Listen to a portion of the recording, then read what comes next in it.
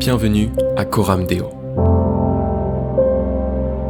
Ta famille, ta maison, ton église. Tout comme Jésus nous l'a appris, nous voulons vivre une vie d'amour, de solidarité, de compassion. Notre but, faire que Christ soit au centre de chaque famille. Et si tout ça commençait dans ta famille? Bienvenue à Coram Deo.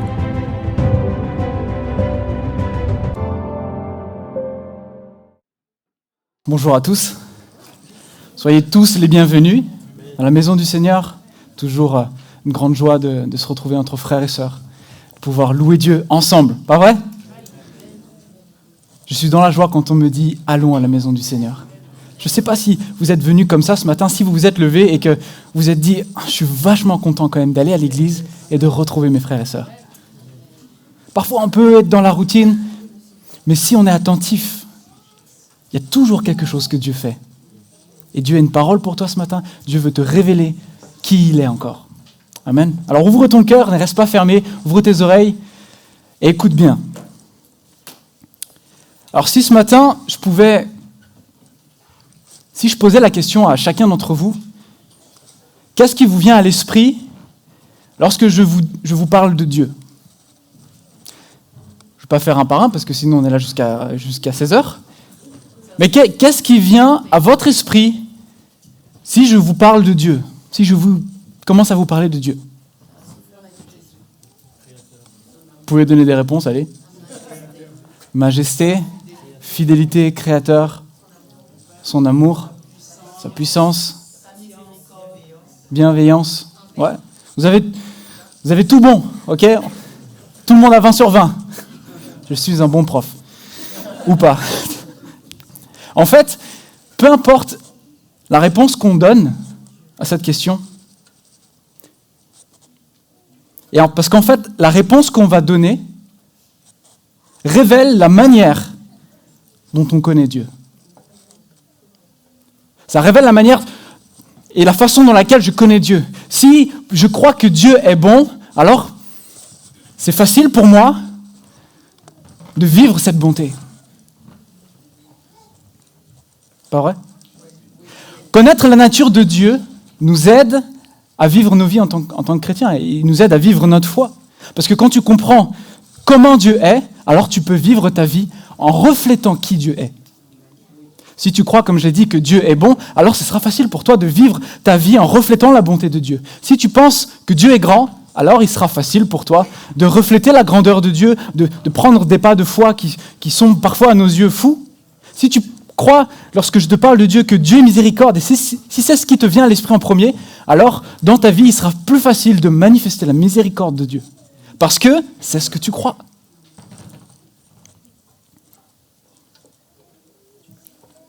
Ce matin, j'aimerais vous parler d'un trait, disons, de la nature de Dieu.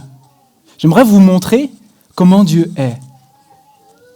Alors pour ça, on va aller tout de suite, on est toujours dans le livre d'Ésaïe, pour ceux qui sont fidèles et qui sont sérieux. Dans le livre d'Ésaïe, on va voir un texte qui nous montre comment Dieu est. Et j'aimerais vous faire réaliser ça ce matin. Que comment tu vas voir Dieu, comment tu vas le connaître, tu vas forcément vivre ta vie par ce filtre-là. Alors on y va ensemble dans Ésaïe 40, à partir du verset 12. Je vais le lire parce qu'après je vais sauter quelques versets. Qui a mesuré l'océan dans le creux de sa main? Qui a déterminé les dimensions du ciel avec la largeur de sa main? Qui a tassé dans un boisseau toute la poussière du sol? Qui a bien pu peser les montagnes sur la bascule et les coteaux sur une balance? Qui donc a mesuré l'esprit de l'Éternel? Qui a été son conseiller?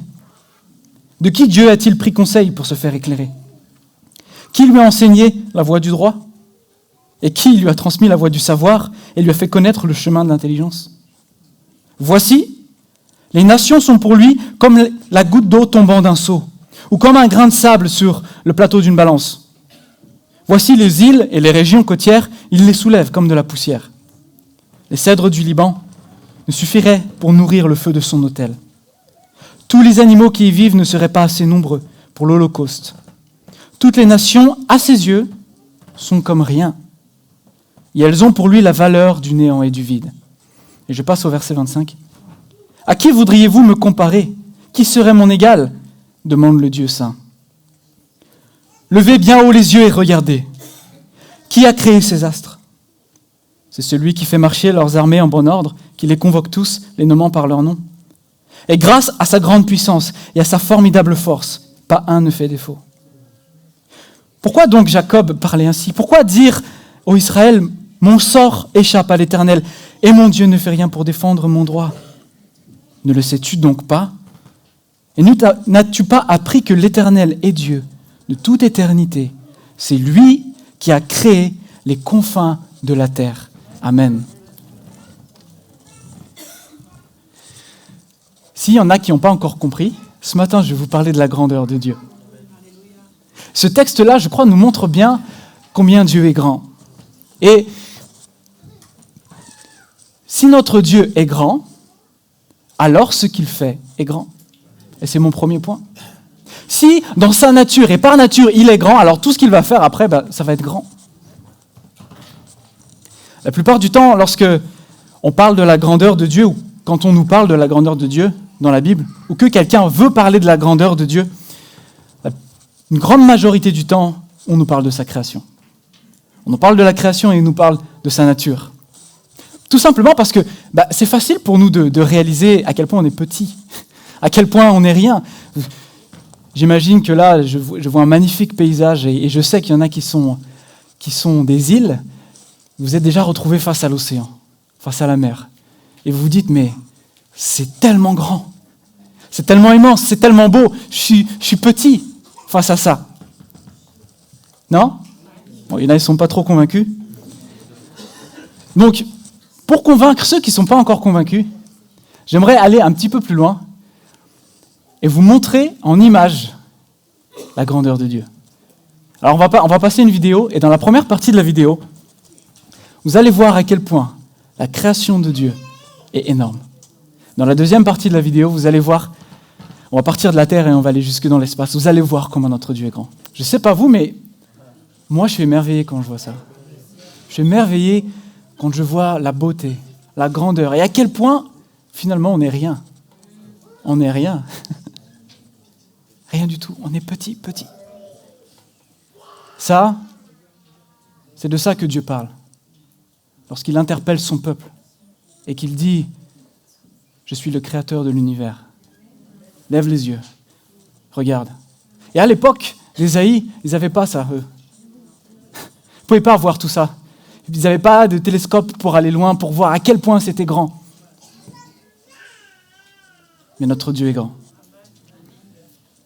Parce que Dieu est grand, alors ce qu'il fait est grand. Si c'est ce qu'il est, c'est ce qu'il fait. Et ce qu'il fait avec la nature, et ce qu'il a fait avec la nature, il est capable de le faire dans ta vie. Je ne sais pas si tu le réalises, en tout cas ce matin, mon but c'est de te le faire réaliser. Il est capable de le faire dans ta vie. Et ce qu'il veut faire dans ta vie te dépasse toi. Il veut faire quelque chose dans ta vie et avec toi qui dépasse seulement ta personne, qui dépasse seulement ce que tu vis. Je ne sais pas dans quelle saison tu te trouves actuellement. Peut-être tu es dans une saison d'abondance, mais j'ai envie de te dire, Dieu a plus encore pour toi. Parce que Dieu est grand. Si tu es dans une saison peut-être difficile avec des doutes, des questionnements, de désert, peut-être, j'ai envie de te dire, Dieu a une meilleure saison et une bien plus grande saison pour toi encore. Parce que c'est ce qu'il est, alors c'est ce qu'il fait. Et c'est ce que Paul dira à un moment. Paul dira que Dieu peut faire bien au-delà de ce que nous pouvons imaginer ou même penser. De ce que nous pouvons imaginer ou même penser. Waouh. Ok.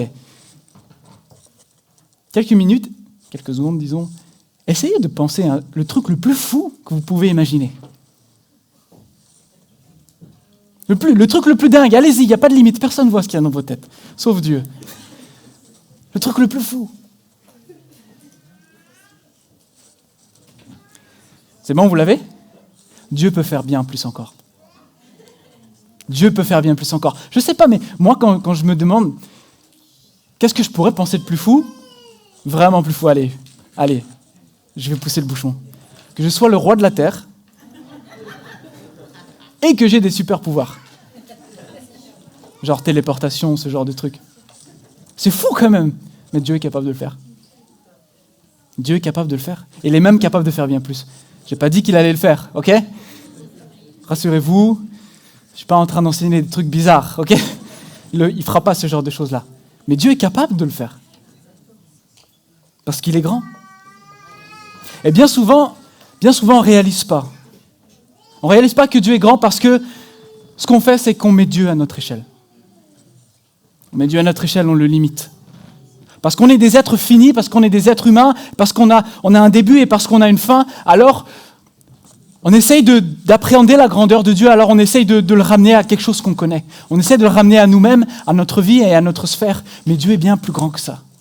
Et c'est pour ça que parfois dans nos vies, on ne voit pas la grandeur de Dieu. On sait que Dieu est grand, mais c'est tellement loin de notre réalité. Parce qu'on le limite. Et parce qu'on le limite, parfois, on empêche Dieu d'agir. Et on l'empêche de manifester sa grandeur. Je sais que cette phrase, ce que je viens de dire là, a peut choquer quelques personnes. Je vais m'expliquer. On ne peut pas empêcher Dieu de faire quoi que ce soit. Il est Dieu, il fait ce qu'il veut. Il n'a pas besoin de mon approbation, il n'a pas besoin de mon autorisation pour faire ce qu'il a envie de faire. Il est Dieu, il est grand. Par contre, Dieu n'ira jamais au-delà des limites qu'on a posées dans nos vies. Si dans ta vie, tu as posé certaines limites, tu as dit, Seigneur, non, dans ce côté-là, je veux le garder, Dieu n'ira pas plus loin. Parce que Dieu est un gentleman. Dieu ne va pas venir, il ne va pas forcer. Dieu va venir, il va te demander, hey, est-ce que tu peux pousser cette limite un petit peu parce que je veux manifester ma grandeur. Dieu n'ira pas plus loin. Et c'est ce qu'on voit, c'est ce que Jésus fait dans l'Apocalypse. Je me tiens à la porte et je frappe. Si quelqu'un m'ouvre, alors je rentre et je soupe avec lui. Mais si la porte reste fermée, eh ben Jésus il reste dehors. On ne réalise pas la grandeur de Dieu bien parfois parce qu'on pose des limites dans nos vies. Des limites intellectuelles. Non, Dieu ne peut pas faire ça, quand même. C'est beaucoup trop grand, c'est beaucoup trop fou. C'est impossible. C'est pas logique. Ça ne respecte pas les lois de la logique. La peur est une limite. La peur de ce que Dieu veut faire avec toi. La peur de sortir de ta zone de confort parce que tu es bien dans ta vie, parce que tu es bien dans ce qui te sécurise. La peur de l'inconnu, de savoir qu'est-ce qui va se passer si vraiment je fais ce que Dieu me dit. La peur du regard des autres. Si vraiment je fais ce que Dieu me dit, qu'est-ce qu'ils vont penser les autres ? Ils vont me prendre pour un fou, ils vont me prendre pour un malade si j'ose ouvrir ma bouche et faire vraiment ce que Dieu me dit. On se met toutes sortes de limites, alors qu'on connaît un Dieu qui est sans limite. Dieu nous appelle, Dieu t'appelle, Dieu m'appelle, à vivre en réalisant qu'il veut faire des grandes choses avec toi. Parce que lui, il n'a aucune limite. Dieu n'a aucune limite. Et il est capable, si tu lui laisses la place, et si tu acceptes de sortir parfois de ton confort, de faire bien plus que ce que tu connais aujourd'hui. Dieu veut faire de grandes choses. Dieu veut faire de grandes choses, mais il y a un chemin que Dieu aime particulièrement emprunter pour manifester sa grandeur. Dieu se plaît à emprunter des chemins étroits, des chemins petits, insignifiants, qui n'ont aucune valeur à nos yeux parfois. Mais Dieu se plaît à prendre ce chemin-là pour manifester sa grandeur. Ça peut paraître fou, ça peut paraître, on se dit, mais quoi ? Non, t'es grand, tu vas pas... Eh bien si.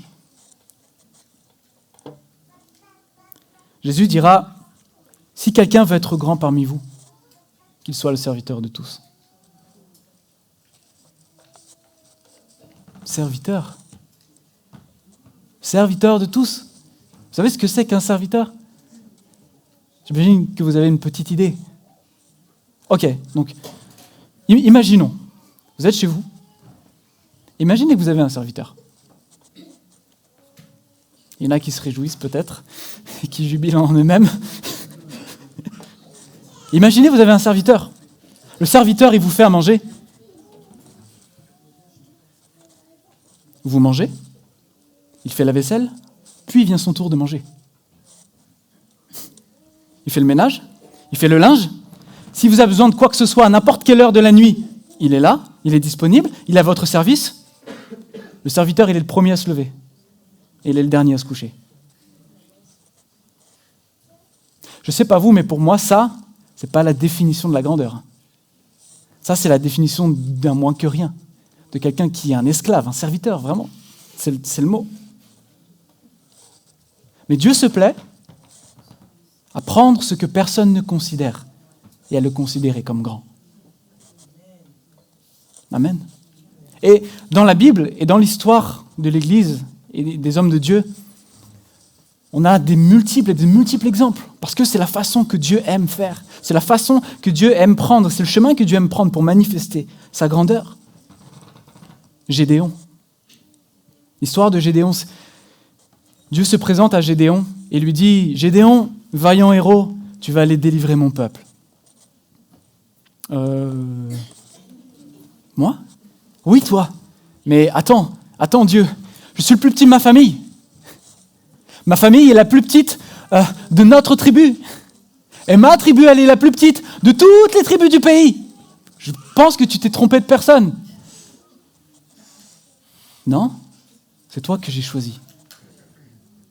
Dieu se plaît à prendre quelque chose de petit et à faire quelque chose de grand.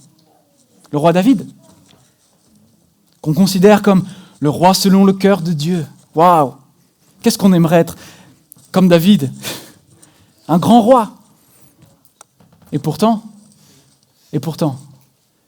lorsque Samuel dit au père de David, « Emmène tous tes fils, dans tes fils il va y avoir le prochain roi d'Israël, Dieu m'a dit. » Il emmène tout le monde, son père, sauf David, parce que c'est le petit dernier. Il est berger, allez, on va le mettre sur le coin là-bas. Il ne peut pas faire quelque chose de grand, lui, c'est pas possible. C'est impossible. On le connaît, crois-moi, Samuel, tu veux pas que ce soit lui le roi. Je suis son père, je le connais.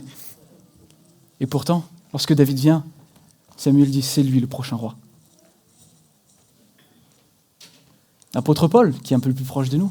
L'apôtre Paul, il se considérait comme le dernier des apôtres.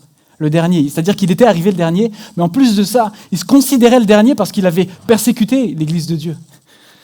Il disait, je ne suis pas digne d'être un apôtre, je ne suis pas digne. Et pourtant, je loue Dieu de ce que plus de 2000 ans après, on a toujours ses écrits. Et Dieu nous parle à travers ses écrits. Paul n'avait jamais imaginé que lorsqu'il était en train d'écrire avec un stylo et un papyrus, que 2000 ans après, on parlerait encore de ce qu'il a écrit. Et que Dieu lui-même nous parlerait à travers ça. Waouh! Il a fait une œuvre qui le dépasse. Mais Dieu aime prendre des chemins qui sont petits pour manifester sa grandeur. Ce matin, j'espère que tu réalises que Dieu est grand et qu'il veut faire de grandes choses avec toi. Je ne sais pas si Dieu t'appelle peut-être à le servir, mais si Dieu t'appelle à le servir, commence là où tu es avec ce que tu as. Ne néglige pas les petits commencements. Peut-être que Dieu te demande d'être un pilier dans ta famille qui ne connaît pas le Seigneur, d'être un témoin autour de toi.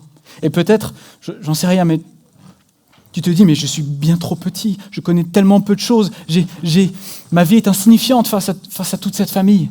Mais Dieu veut manifester sa grandeur à travers toi. N'aie pas peur. Ton Dieu est grand.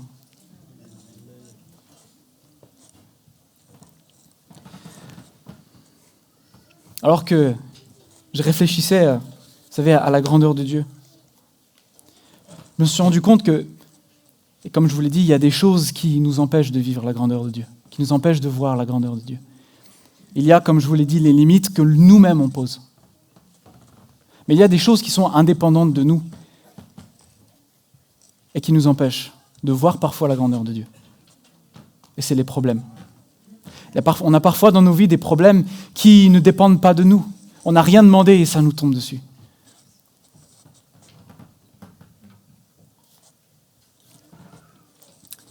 Si notre Dieu est grand, c'est mon deuxième point, alors nos problèmes sont petits.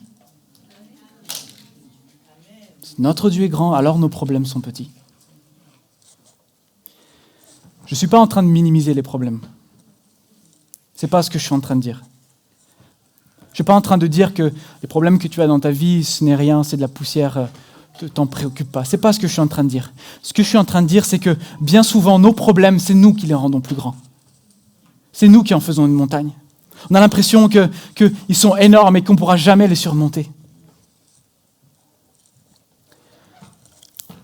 Il y a quelque temps, on était à la maison avec Marie et on était en train de faire le ménage. Et on faisait le ménage et on était chacun dans une pièce différente. Et j'étais tranquillement en train de, je ne sais plus quoi, passer l'aspirateur ou faire semblant, je ne sais plus trop. Mais j'étais pas dans la même pièce qu'elle, voilà. Et au bout d'un moment, j'entends Marie crier « Adam! Adam! Ah !» Donc moi, je m'arrête, paniqué, je viens voir ce qui se passe. Et je dis « Ça va, chérie, qu'est-ce qui se passe? Qu'est-ce qui t'arrive ?»« Là, dans le coin, une araignée !» Et puis moi, j'avance et je dis « Où ça ?» Elle dit « Mais là !» Je dis « Où ?»« Mais là, dans le coin, où ça ?» Je voyais pas d'araignée. Au bout d'un moment, j'ai vu qu'il y avait une araignée. Mais elle était tellement minuscule. Elle était tellement petite. Puis elle était là, à se cacher derrière moi et tout. Adam. Donc j'ai tué l'araignée. Et j'ai paru très fort aux yeux de ma femme. Et je lui dis à la fin, mais Marie, c'est pas la petite bête qui va manger la grosse. Tu connais cette expression, non? C'est pas la petite qui va manger la grosse. Quand ça pique, ça fait mal. Je te l'accorde que si tu es face à une migale ou une... C'était pas le cas en tout cas. C'était une petite faucheuse, inoffensive. Voilà. Vous savez, souvent, c'est ce à quoi on ressemble. C'est ce à quoi on ressemble face à nos problèmes. Il y a des petites choses qui sont parfois insignifiantes et on en fait des montagnes. Et sincèrement, parfois, si on regarde de l'extérieur, si Dieu nous regarde de l'extérieur, il doit se dire, mais c'est ridicule quand même. Je ne dis pas que Dieu dit qu'on est ridicule, c'est pas ça que je suis en train de dire. Mais moi, c'est ce que je me serais dit. On est ridicule, parfois. Vous savez qu'il y a un mot pour décrire cette action-là. Quelque chose de petit, le rendre grand. L'élever, bien plus grand que ce qu'il est. Il y a un mot, et c'est le mot magnifier. Le mot magnifier, ça veut littéralement dire rendre plus grand et célébrer quelque chose ou quelqu'un comme grand. Et parfois, c'est ce qu'on fait avec nos problèmes. On les magnifie, on les rend plus grands, on les célèbre comme grands. Vous savez ce que c'est, frères et sœurs, ça? C'est de l'idolâtrie. C'est de l'idolâtrie. Parce que les problèmes, parfois, prennent la place de Dieu et qu'on les considère plus grands que Dieu, alors c'est de l'idolâtrie. Parce que Dieu perd la première place. Mais soyons sincères. On ne va pas le dire. Non, quand même. Et parfois même on se le cache à nous-mêmes. On ne va pas le dire à voix haute. Oui, mes problèmes sont plus grands que Dieu. Non, on est des bons chrétiens quand même. On ne dit pas ça. Mais il suffit de regarder parfois un petit peu nos vies et se rendre compte que c'est ce qu'on vit. Même si on ne le dit pas, même si on ne se l'avoue pas, mais parfois, nos actes, nos vies, nos choix, les phrases qui sortent de notre bouche lorsqu'on est face à ces problèmes, ça montre juste ce qu'il y a à l'intérieur, c'est qu'on considère que ces problèmes, ils sont trop grands pour Dieu. Et c'est ce que le peuple d'Israël dira en son cœur. Et c'est pour ça que Dieu parle dans Ésaïe. Dieu dit à son peuple, « Pourquoi dis-tu, ô Jacob, ô Israël, pourquoi tu te dis en toi-même, mon sort a échappé à l'Éternel, et mon Dieu ne fait rien pour défendre mon droit ?»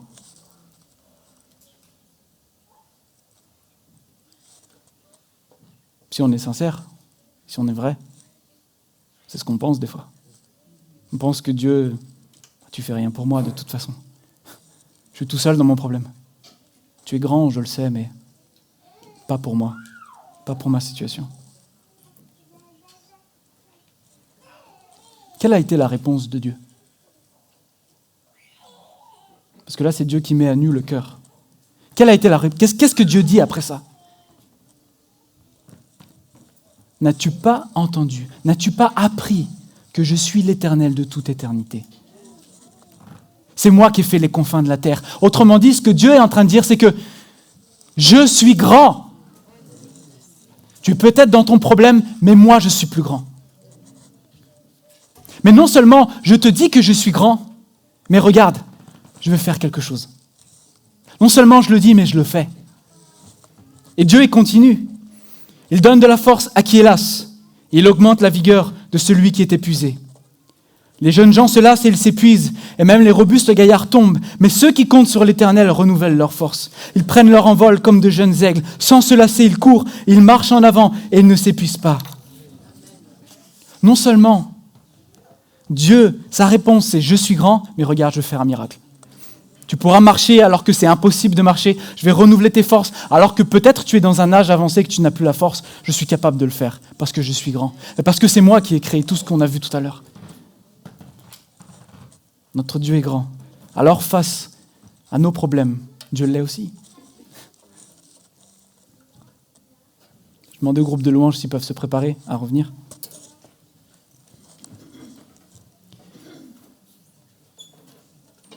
Il y a une phrase, je ne sais pas de qui elle est, mais je la trouve vraiment super, alors je vais vous la dire. Elle dit ceci. Ne dis pas à Dieu combien tes problèmes sont grands, mais dis à tes problèmes combien Dieu est grand. Et je crois que parfois la réponse à nos problèmes, c'est simplement réaliser que Dieu est grand. Et qu'il peut tout, et qu'il n'a aucune limite. Et c'est pour ça que ce matin, je voulais vous faire réaliser que c'est dans la nature de Dieu d'être grand. C'est ce qu'il est. Il ne peut pas être autre chose que grand, Dieu. C'est pas possible. Et je veux te faire réaliser que la prochaine fois que tu vas penser à Dieu, pense à ce trait de nature, qu'il est grand. Que la prochaine fois, lorsqu'on va te parler de Dieu, pense à sa grandeur. Et je t'assure que si tu crois qu'il est grand, tu vas vivre sa grandeur. Il va agir en toi. Mais ne néglige pas les petits commencements.